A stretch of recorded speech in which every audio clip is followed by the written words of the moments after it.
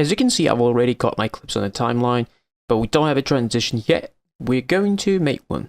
Right click here, new adjustment layer. Now let's cut the adjustment layer 5 frames to the left, and do the same for the right side, so 5 frames to the right, total of 10 frames for our adjustment layer. Delete the excess parts and bring the playhead in between the clips. Go to Effects and Presets, search for Transform, and add it to the adjustment layer. Here make sure to uncheck Use Composition's Shadow Angle, and set the shadow angle to 360 to get the maximum amount of motion blur. Then create a keyframe for scale, press U to reveal the keyframes, and move that keyframe to the beginning of the adjustment layer. Create another one, and drag that keyframe to the end of the adjustment layer, and set the scale to 300 for the middle point. Then select all the keyframes, press F9, and go to the graph editor.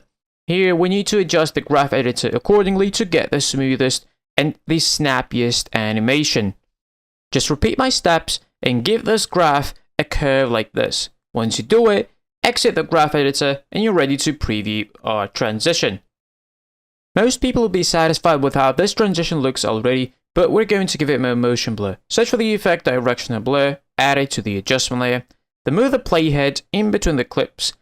Go to Effect Control, set direction to 90 degrees, create a keyframe for blur length, press U a couple times to see the keyframes for directional blur, move that keyframe to the start, create another one and move it to the end. Then for the middle point here, increase blur length to however you like it. I'll set it to 100, then select other keyframes, press F9 to ease those keyframes, and let's preview it. So as you can see now, our animation has a lot more motion blur to it. It looks more seamless. That was pretty much our tutorial. If you enjoyed, give this video a like, and also subscribe to my channel because I post a lot of videos like this. Thank you so much for watching. I'll see you in the next video.